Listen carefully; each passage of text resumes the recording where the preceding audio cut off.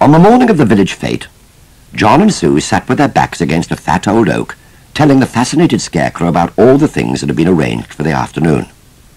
There's sideshows, said Sue, and a fortune-teller, donkey rides, a tombola, and Aunt Sally— what do you say? interrupted Worzel Gummidge rudely. That very last thing. And Aunt Sally? Aunt Sally, is it? Oh, I reckons I wouldn't mind meeting that there Aunt Sally. But Worzel, Sue went on, if you want to meet Aunt Sally, you'll have to go to the fete, and if you do, everyone will recognize you. I mean, your clothes. Well, I'll have to get some new clothes then, won't I? But what'll Farmer Braithwaite say if he notices you not in 10-acre field? The Scarecrow frowned. Oh, I never thought of that. Seems to me as what I want is for someone to be a scarecrow for the afternoon, so I do. The children scrambled to their feet. Well, no use looking at us, Worzel, called Sue as they scampered away. A little later, the children were taking in all the sights and sounds of the village fete, and Worzel Gummidge was taking in the sight of Mrs. Bloomsbury Barton waddling down the lane. He leapt out in front of her. Afternoon? He grinned cheerfully, making her jump. Mrs. Bloomsbury Barton took a deep breath and strode on. I'm sorry, she said nervously, but I've no change. Worzel Gummidge nodded happily. Now I'm glad you mentioned change, missus. I'm glad you brought that subject up. How would you like to change places with me? 'Cause you'd make a fine scarecrow, so you would, missus. You'd just stand in the middle of that field and you'd scare every rook from here to Foggy Bottom. Oh, aye. Will you please go away, screamed Mrs. Bloomsbury Barton, who would have galloped if her legs hadn't been so short. Well, how can I go away if I don't get an answer? Asked Worzel Gummidge reasonably. I'm asking you, nice and polite, if you'll be a scarecrow for the afternoon. All you got to do is hold your arms out, see? Like this here. He grabbed her arms and pulled them wide on either side of her. She screamed and ran, her big flowered hat falling into the road behind her. Help! Police! Murder! Help! Worzel Gummidge picked up the hat. What's she carrying on about? He asked a blackbird who'd watched the whole scene from a hawthorn bush. The blackbird shrugged and flew away. After lunch, Mr. Peters grumbled all the way to the fete. I don't know, he muttered angrily. First it's my sports jacket, now it's my best brown suit. Gone. Just like that. Some old tramps had it, I shouldn't wonder.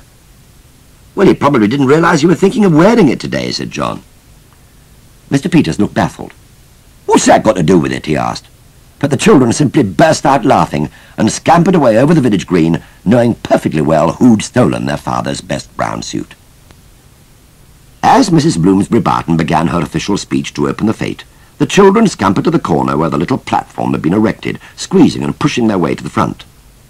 Last but not least, Mrs. Bloomsbury Barton droned on, I must thank the ladies of the Women's Institute for their efforts in providing refreshments, and Mr. Shepherd, whose traditional Aunt Sally will be making one of its rare appearances today.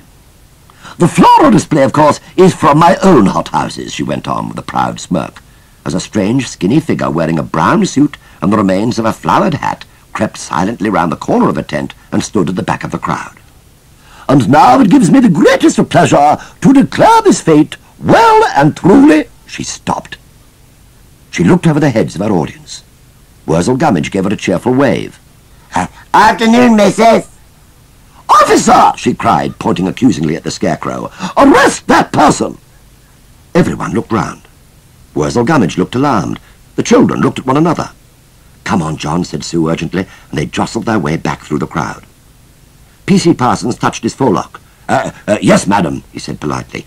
Which person would that be, madam? That one, in the brown suit! At the beer tent, Mr. Peters heard Mrs. Bloomsbury Barton's words over the loudspeaker. Brown suit, he muttered, craning his neck to see.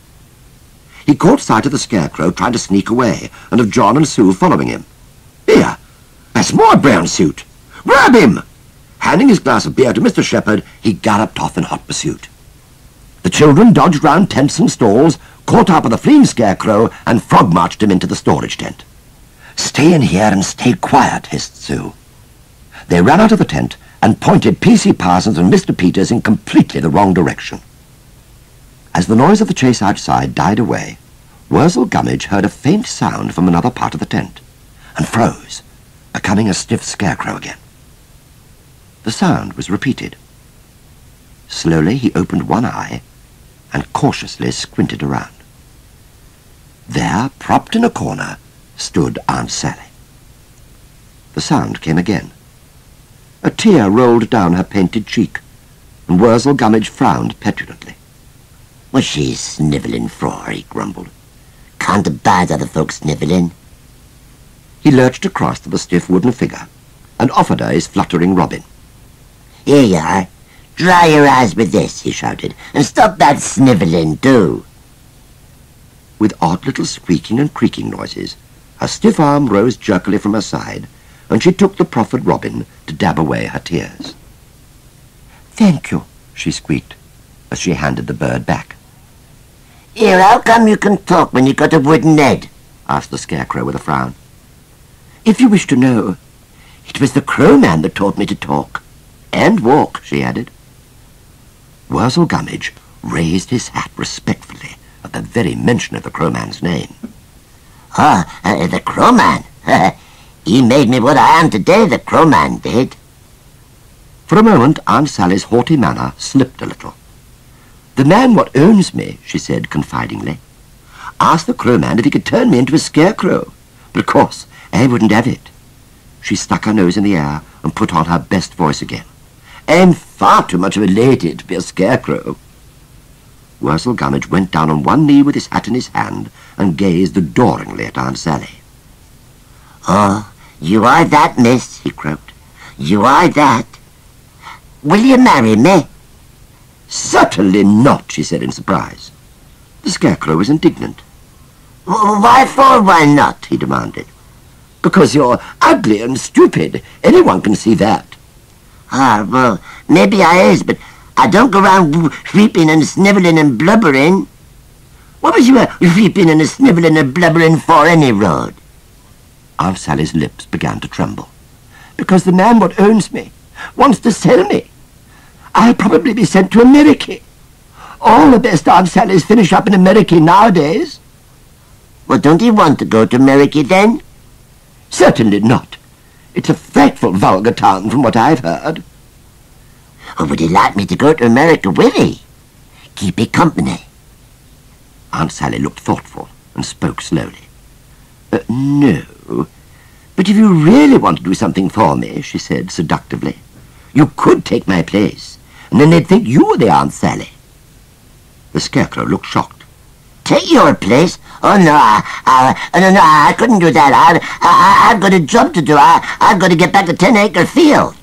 "Look, if you'll change places with me, I'll go and be a scarecrow in 10-acre field. Just for a few minutes," she added hastily. "That is, if you ask me nicely." "I'm asking you very nicely, and I'm also asking you if you'll marry me. Please?" "We shall see," said Aunt Sally thoughtfully, as they began to swap clothes. In only a few moments, Worzel Gummidge was standing in Aunt Sally's place at the coconut shy, shuffling nervously as Mr. Shepherd began to set up a tub of little wooden balls. "Oh, this is a right caper and no mistake. If they knocks my head off, I'm done for." He watched with alarm as the first few children ran eagerly up to give Mr. Shepherd their money. But as the balls began to fly, he realized that most of them were a long way wide of the mark, and he soon began to relax. "Ha ha, daggle-brained fools," he muttered to himself. "Miss me, and that un, and that un. Can't throw no better nor a cross-eyed heifer, so he can't. Missed again." But suddenly the Scarecrow's eyes widened, for Aunt Sally appeared, sucking a huge toffee apple. "Why aren't you in 10-acre field?" he thought. "You're supposed to be scouring them rooks, not a wandering round enjoying yourself." She picked up a ball and took aim. "Oi!" called Worzel Gummidge. "It's me!" No!" cried Aunt Sally, and hurled a ball that hit the Scarecrow square on his nose. "Ah! Oh! Oh!" The Scarecrow began to squirm as Aunt Sally's balls found their target. "Oh! Ah! Man me head! It's the only one I got along with me!" But Aunt Sally was enjoying herself. She turned again to the tub and picked up some more balls. "That's 12 you've had so far," said Mr. Shepherd quickly. 10 pence, please." "Put it on my account," said the stiff little figure haughtily, taking aim again. Mr. Peters turned to see what all the noise was about. His eyes widened as he took in what he saw. "Hey!" he shouted. "My suit! That's the man who's got my suit!" as he dived at Aunt Sally. P.C. Parsons heard his shout and came lumbering over. "You leave this to me, Mr. Peters," he puffed, grabbing Aunt Sally by the collar. "I've had my eye on this chap, just waiting to get him cornered." "Let go of me!" Aunt Sally screamed shrilly. "If you don't take your hands off me, I'll jab you with me hat-pin." The policeman licked his lips. "Resist an arrest, eh? And issuing threats, and wearing another man's suit, and throwing little wooden balls you can't pay for." He chuckled happily as he marched Aunt Sally away. "Ah, you'll get 6 months for this." During the commotion, when everybody was busy watching P.C. Parsons arresting Aunt Sally, Worzel Gummidge slipped away round the back of the storage tent and off across the green as fast as his spindly legs would carry him, out of the village and back to 10-acre Field. There, right in the middle of the field, he changed, peeling off Aunt Sally's skirt and blouse and bonnet and clambering hurriedly back into his own trousers and waistcoat and overcoat. In the police station, P.C. Parsons was writing out his report. "At 2:30 Pip-Emmer," he wrote, "my attention being drawn to a disturbance in the vicinity of the Aunt Sally stall, I proceeded—" He broke off and looked up. He looked very, very suspiciously at the figure standing smiling in front of him. Good afternoon," it said cheerfully. Mr. Braithwaite sent me. It's about that poor lady what's locked up. Mr. Braithwaite sent her clothes."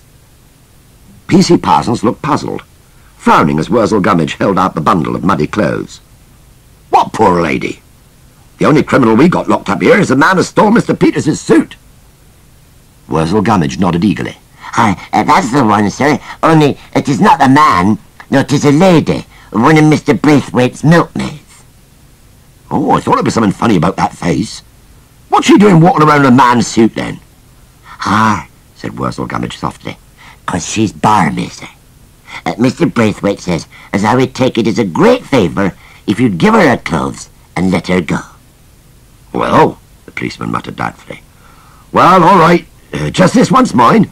You tell Mr. Braithwaite that if she gets into any more trouble, she'll be for it. Give us those clothes, then. You can wait outside and take her back to Scatterbrook." Bless you, sir," said Worzel Gummidge gratefully. "And may field mice never nest in your helmet."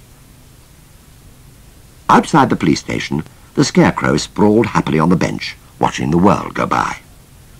"The nerve of that man!" Worzel Gummidge leapt to his feet at the sound of the squeaky little voice. "The nerve of that man!" Aunt Sally repeated, creaking stiffly down the steps of the police station. "Keeping me locked up like a common criminal. As soon as I've learned to write proper, I shall complain to his superior." "Well, never mind, missy. That's all past history now. You take my arm and we'll go back to Scatterbrook." Aunt Sally drew back. "Take the arm of a dirty old Scarecrow? Are you potty? Anyway, what's Scatterbrook?"